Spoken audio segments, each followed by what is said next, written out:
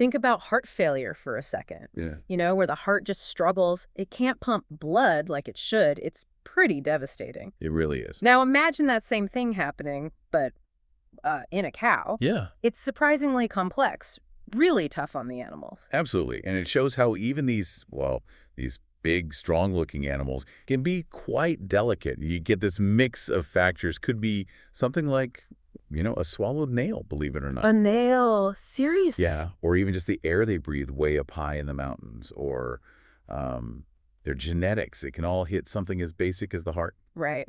Well, welcome everyone to the deep dive. Today we are getting into something called bovine congestive heart failure, or CHF. And this isn't just, a vet topic. It's actually a really interesting look at how all these different things some you wouldn't expect can cause such a serious problem in cattle. Yeah, for this deep dive, we've gathered insights from various expert sources on bovine CHF. We're going to unpack what causes it, how it actually affects the cows, and what people are doing about it now. Our mission really is to sort of cut through all the complex details and pull out the key stuff for you. Exactly. Give you a good, solid understanding, but hopefully, keep it straightforward. So get ready, because some of this is genuinely fascinating. Okay, so let's start right there. Bovine congestive heart failure. At its heart, what is it? Well, fundamentally, bovine CHF just means the heart isn't doing its job. It can't pump blood effectively around the body. Okay. And because of that failure, fluid starts to back up. It builds Yeah. up in different places. Often you see swelling, like in the legs, the lower parts of the body, or it can build up inside, maybe in the lungs or the abdomen. It's really the end point, the Yeah. final stage of heart disease where the body just can't compensate anymore. So once you see those signs... Yeah, once CHF is obvious, the outlook is generally pretty guarded, often poor, unfortunately. Guarded to poor. That Yeah. sounds really grim. Okay, so what kind of things actually lead to this state? You mentioned a few surprising ones. I was really struck by valvular endocarditis. How does that fit in? Right, that one's, it's kind of insidious. Yeah. What's worrying is how an infection somewhere else entirely, maybe, like on a hoof or in the uterus after calving, can silently damage the heart. How does that happen? So valvular endocarditis is basically an inflammation inside the heart, specifically on the valves. In cows, it's usually the tricuspid valve that's on the right side. Okay. And it typically starts with bacteria getting into the bloodstream from that other infection site. We call that bacteremia. Right. These bacteria then travel through the blood, and they can latch onto a heart valve. They start growing there, Yeah. forming these clumps. We call them vegetative lesions. Vegetative lesions. And these lesions physically get in the way. They stop the valve from closing properly, so it starts to leak, causes insufficiency. It just goes to show how everything in the body is connected, doesn't it? Wow. So an infection miles away can literally break the heart. That's wild. Okay, then there's one, you mentioned the nail thing, traumatic pericarditis, or hardware disease. When I first read that, I thought, that can't happen often, surely. But it sounds like it's a real issue. Oh, it is. A major cause of CHF, actually. Yeah. And it really comes down to how cattle eat. They're not very picky. Or discriminate, yeah. Exactly. That, plus their stomach setup, specifically one chamber called the reticulum. So a cow swallows something sharp, a nail, bit of wire, whatever, and it tends to end up in the reticulum. Okay. Then the normal stomach contractions can actually push that sharp object through the reticulum wall. Ouch. Yeah. It can go through the diaphragm and straight into the pericardial sac. That's the sac around the heart. No way. Yes. And when that happens, the sac can fill up with inflammatory fluid, sometimes blood. This fluid puts pressure on the heart, squeezing it so it can't fill or beat properly. That's called cardiac tamponade. Cardiac tamponade. Okay. So yeah, a simple swallowed bit of metal becomes this internal stabbing injury. You don't really see that in many other animals. Good grief. That sounds awful. I can totally see how their grazing makes them vulnerable to that. Okay, shifting gears a bit, but still on the topic of things they might ingest. Ionophore toxicity. Our sources mention this. These are feed additives, right? How does that cause a heart problem? That's right. Ionophores, things like monensin, lacillocid, they're pretty common antibiotics used in cattle feed. They help with growth and feed efficiency. Right, I've heard of them. The danger comes if they get too much. Usually it's a mistake in mixing the feed, or maybe it wasn't mixed evenly. If they consume a toxic dose, What happens then? it causes myocardial necrosis. Basically, it kills heart muscle cells. Oh, wow. And if you get significant damage to the heart muscle itself, well, obviously, it can't pump properly anymore. That leads straight to heart failure. It's a really stark reminder of how critical getting that feed formulation right is, especially in big feedlot operations. Absolutely. Precision is key there. Okay, now for something totally different tied to place. Bovine high mountain disease, Okay. also called brisket disease. My guess is this has everything to do with altitude, but what's the actual, like, biological chain reaction that leads to heart failure just from living up high? You got it. It's unique to cattle living at high elevations. Usually we're talking above 5,000 feet or so. Okay. And what's really interesting is how this basic environmental thing, less oxygen in the air, sets off this whole cascade. Less oxygen. Right. Chronic hypoxia. Exactly. Chronic hypoxia. This makes the blood pressure in the lung arteries go up, pulmonary hypertension. The lungs are trying to grab more oxygen by constricting blood vessels, but That puts strain back on the heart. precisely, it puts extra pressure on the right side of the heart, which has to pump lead into those high-pressure lungs. Over time, the right side of the heart just fails under the strain. Right-sided heart failure. Yes. Yeah. And that leads to fluid backing up, which you often see as swelling or edema, particularly under the jaw and chest, the brisket area, hence the name, brisket disease. So the lungs' attempt to adapt actually ends up overwhelming the heart. That's incredible. How the environment itself can push a system right to its limit. Okay, and then there's dilated cardiomyopathy, or BDCMP. This one sounds more internal, maybe genetic. It definitely seems to be, yes. Dilated cardiomyopathy is a disease of the heart muscle itself. You see it particularly in certain breeds, like Holstein Friesians. What happens to the heart? The heart gets enlarged. The main pumping chambers, the ventricles, they stretch out, they dilate, the walls might thin. Basically, the heart changes shape and becomes a much less efficient pump. And the genetic link? Well, they think it's likely inherited in an autosomal recessive way, which means an animal needs to inherit a faulty gene from both parents. So yeah, there's a strong genetic predisposition. Some family lines are just more likely to develop it, kind of regardless of anything else. So it's literally coded in their DNA sometimes, a sort of built-in weakness. Now, those sound like the big hitters. Are there other, maybe less frequent ways cattle can end up with CHF? Yeah, there are definitely others, though maybe not as common. Sometimes it can be congenital heart defects problems they're born with. Makes sense. Pneumonia, which is pretty common, can also be a factor.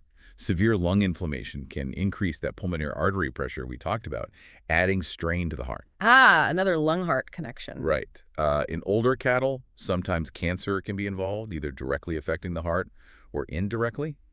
And importantly, nutritional issues. A lack of vitamin E or selenium causes something called white muscle disease. White muscle disease. Yeah, it affects muscles, including the heart muscle, leading to damage and signs of CHF, especially in young calves. So quite a range then, from infections, accidents, feed, altitude, genetics, even nutrition. Wow. Okay, so we have all these causes, and you said the prognosis is often guarded to poor. What can actually be done for these animals? Managing bovine CHF sounds incredibly difficult, almost like for many it's too late. It is very challenging, you're right. Mostly because by the time you see the clear signs of CHF, the underlying damage to the heart is usually pretty advanced. So treatment is often more about managing the symptoms, trying to improve quality of life for a time, rather than finding a true cure. Right. Damage control. Exactly. The first thing you'd try to do, if possible, is tackle the root cause. So like if it's that endocarditis, the infection, Yeah. or the hardware disease. Precisely. For bacterial endocarditis, you might try long courses of strong antibiotics, maybe combinations. Detecting and treating any initial infection early is really key to stopping it from getting to the heart in the first place. Prevention is better than cure there. Definitely. For traumatic pericarditis, the hardware disease, sometimes draining the fluid from around the heart, can give temporary relief. It takes the pressure off. But it's usually not a long-term fix. Okay. If it's ionophore toxicity, you've got to stop the contaminated feed immediately. That's critical. And for high mountain disease, Get him down the mountain. exactly. Moving cattle to a lower altitude is the main and most effective treatment. Remove the trigger. Okay, that makes sense. Deal with the source if you can. But what if you can't fix the underlying cause easily or the damage is already done? What about managing the symptoms, like that fluid buildup? Are there drugs for that? Yes, definitely. Diuretics are a mainstay. Drugs like furosemide, they help the body get rid of excess fluid, so they can be really good at controlling that swelling, the edema. Okay, Lasix, essentially.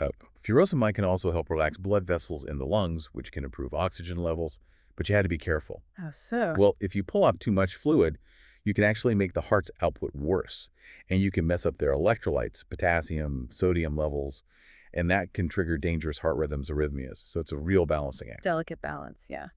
What else is in the supportive care toolbox?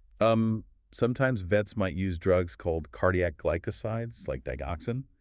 These can help the heart contract a bit more forcefully and can help control certain arrhythmias. Okay. Vasodilators, drugs that open up blood vessels, have been tried, especially for that long-term lung-related heart strain, what we call chronic cor pulmonale. But the results are often, well, modest. Not a miracle cure. No. There are some drugs, calcium channel blockers, that might lower lung pressures, but they seem to work better if the high pressure originates in the lungs themselves, not when it's secondary to low oxygen, like in high-altitude disease. Okay, that distinction matter. It does. Other vasodilators, like ACE inhibitors, common in human medicine, haven't really become standard for this in cattle.